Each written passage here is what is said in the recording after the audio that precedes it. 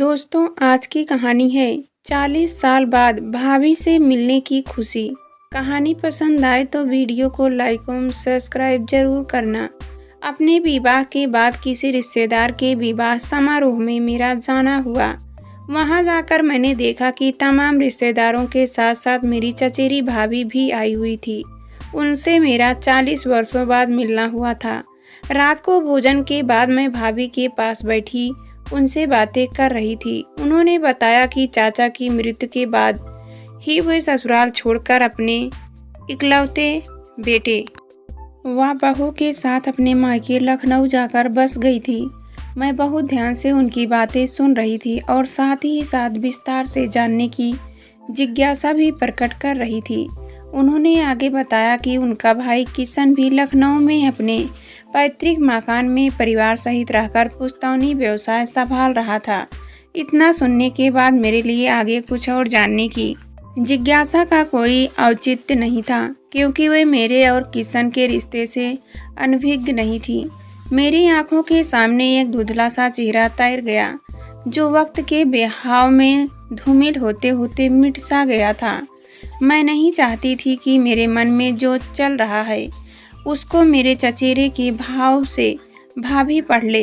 इसलिए मैं आंखें बंद करके सोने का उपक्रम करने लगी और उनके विदा लेकर अपने कमरे में चली आई। दिन भर की भाग दौड़ से थकी होने के कारण परंतु ही मैं सो गई। तमाम मेहमानों के साथ भाभी ने भी विदा ली। जाते जाते वे अपना मोबाइल नंबर देना और मेरा लेना भी नहीं भूली। इस मुलाकात ने हमारी आत्मीयता को पुनर्जीवित कर दिया था। मैं दिल्ली लौट आई और अपनी दिनचर्या में व्यस्त हो गई।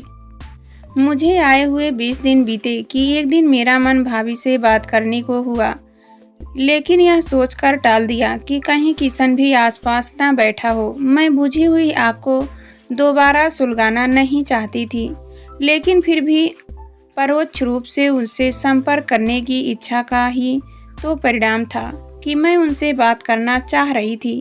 अभी 3 दिन ही बीते कि अचानक अपने मोबाइल में एक मैसेज और उसको भेजने वाले का नाम पढ़कर मैं बुरी तरह चौंक गई। जो मैं नहीं चाहती थी वही हुआ। भाभी के भाई किशन का मैसेज था। कैसी हो अमृता।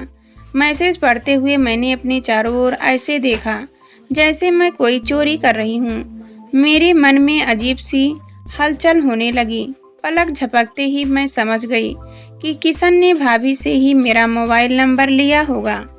मेरे मन में भाभी से मिलने के बाद उसका ख्याल आना और उसका मैसेज आना टेलीपैथी ही तो थी। सच ही कहा है, किसी से मिलने के पीछे भी कोई ना कोई कारण होता है। तो क्या भाभी से मिलने का कारण भी मेरा किशन से दोबारा संपर्क होना था? मैं सोच रही थी। मेरा मन अशांत हो चला था। मैं अपने मस्तिष्क को 40 वर्ष पहले अतीत में घटित घटना की यादों में ढकेलने के लिए मजबूर हो गई थी, जो मेरे मानस पटल के समय के बहाव में धुल पुछ गए थे और जिनका मेरे जीवन में अब कोई अस्तित्व ही नहीं था।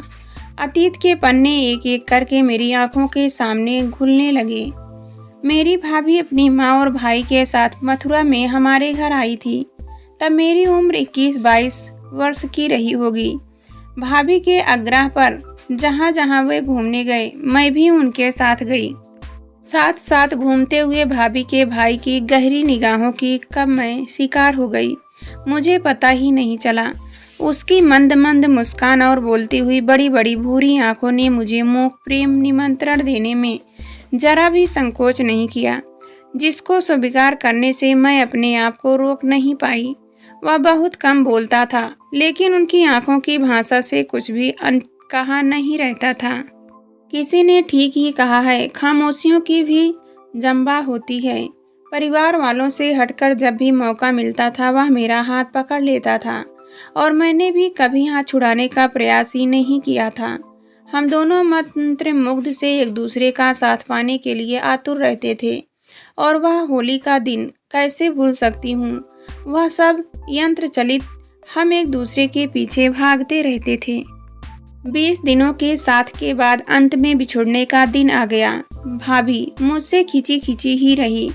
इससे मुझे आभास हो गया था कि उसने कुछ भी छिपा नहीं है। मौका पाकर किशन ने मेरे हाथ में एक छोटी सी पर्ची थमा दी जिसमें उसका पता लिखा था। कुछ भी कहने सुनने का हम दोनों को कभी मौका नहीं मिला। आज के विपरीत वह जमाना ही ऐसा था जब अपने हाव भाव से ही प्रेम की अभिव्यक्ति होती थी।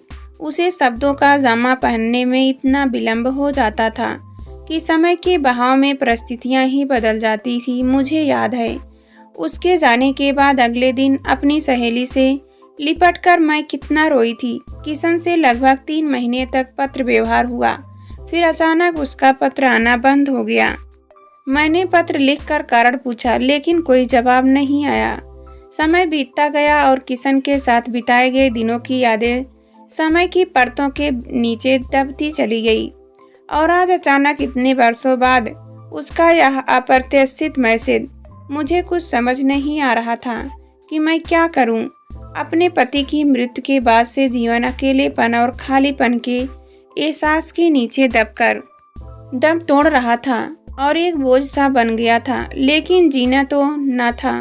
बच्चे बहुत व्यस्त रहते थे। मैं हमेशा उनके सामने मुस्कुराहट का मुखौटा ओढ़े रहती थी, लेकिन रात में अकेले साथी की कमी को बहुत शिद्दत से महसूस करती थी और कई बार तो रात भर नींद नहीं आती थी, यह सोचकर कि पहाड़ सा जीवन कैसे काटूंगी।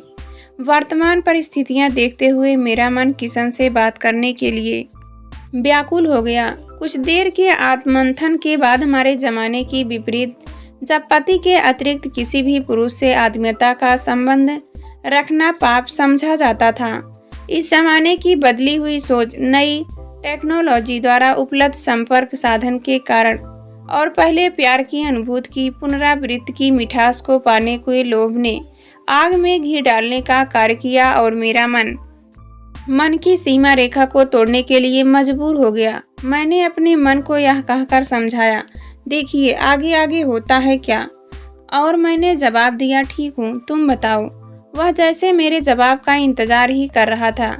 प्रत्युत्तर में उसने औपचारिकतापूर्ण मेरे परिवार के बारे में विस्तार से पूछा और अपने परिवार के बारे में बताया कि उसके परिवार में उसकी पत्नी और 2 बेटियां हैं। दोनों बेटियों का विवाह हो चुका था। वर्षों बाद उसकी आवाज़ सुनकर मैं बहुत रोमांचित हुई। ऐसा लगा कि जैसे हमारे अतीत के मूक प्रेम को बाड़ी मिल गई।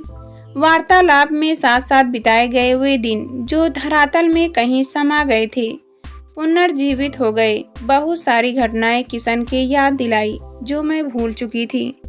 मैंने पूछा, तुम्हें तो सब याद है? वह बोला, मैं भूला ही कब था। तो फिर तुमने पत्र लिखना क्यों बंद कर दिया? क्या करता? दीदी ने सब कुछ पिताजी को बता दिया और उनके आदेश पर मुझे ऐसा करना पड़ा। वह जमाना ही ऐसा था जब बड़ों का वर्चस्व ही सर्वोपरि होता था। काश उस समय मोबाइल होता। मेरी इस आवाज़ का मर्म उसे अंदर तक आहत कर गया। चलो अब तो मोबाइल है, अब तो बात कर सकते हैं, उसने उसे सांत्वना देते हुए कहा। उससे बात करके मुझे अपने आप पर नाज हो आया कि आज इतने सालों बाद भी मैं किसी की यादों में बसी हूँ। विवाह एक सामाजिक बंधन है जो शरीर को तो कैद कर सकता है, लेकिन मन तो आज़ाद पक्षी की तरह अरमानों के गगन में जब चाहे उड़ सकता है। बहुत बार विवाह के समय हवन की अग्नि भी प्यार की तपिश को अछूअड़ नहीं कर पाती। उसकी बातों से स्पष्ट हो गया था कि वह भी अपने परिवार के प्रति समर्पित है, लेकिन मेरी तरह उसके भी दिल का एक कोना खाली ही रहा। प्रसिद्ध शायर फराज ने ठीक ही कहा है, कुछ जख्म सदियों के बाद भी ताज़ा रहते हैं। फराज, वक्त के पास भी हर मर्ज की दवा नहीं होती। मुझे किशन की बातें बहुत रोमांचित करती थी, लेकिन कभी कभी मेरा मन नैतिकता और अनैतिकता के झूले में झूलता हुआ रिश्ते के स्थायित्व के बारे में सोचकर उद्विग्न हो जाता था। लेकिन धीरे धीरे उससे बातें करके मुझे एहसास हो चला था कि हमारा प्रेम परिपक्व उम्र की अंतरंग मित्रता में परिवर्तित हो गया है। इस नए रिश्ते को बनाने में किशन का बहुत सहयोग था। पहले उसकी जो बातें मुझे रोमांचित करती थी अब अजीब सा सुकून देने लगी थी। अब हम दोनों के बातचीत में किसी कारण लंबा अंतराल भी आ जाता था तो मुझे उसके दोबारा खो जाने की बात सोचकर बेचैनी नहीं होती थी। हम दोनों ही वार्तालाप के दौरान एक बार मिलने की इच्छा व्यक्त करते थे। एक दिन उसने मुझे यह कहकर चौंका दिया कि वह एक बार मिलने के लिए बहुत बेचैन है और वह जल्दी ही किसी बहाने से मुझसे मिलने दिल्ली आएगा। यह सुनकर मुझे सुखद आश्चर्य हुआ। उससे मिलने की कल्पना ही मुझे बहुत रोमांचित कर रही थी। सोच में पड़ गई, 40 वर्षों में उसमें जाने कितना परिवर्तन आ गया होगा। पता नहीं मैं उसके साथ सहज हो पाऊंगी या नहीं। वह दिन भी आ गया जब उसे दिल्ली आना था। किशन से इतने सालों बाद मिलना मेरे लिए सपने का वास्तविकता में बदलने से कम नहीं था। समय और परिस्थितियां बहुत बदल गई थी, इसलिए उससे मिलने के लिए अपनी मनोस्थिति को तैयार करने में मुझे बहुत समय लगा। उससे मिलने पर मुझे लगा कि हम दोनों के सिर्फ बाहरी आवरण पर ही उम्र ने छाप छोड़ी थी, लेकिन अंदर के एहसास ने रत्ती भर भी परिवर्तन नहीं आया था। इतने सालों बाद मिलने पर समझ ही नहीं आ रहा था कि बातों का सिलसिला कहाँ से आरंभ किया जाए। अभी भी बिना कुछ कहे ही जैसे हमने आपस में सब कुछ कह दिया था।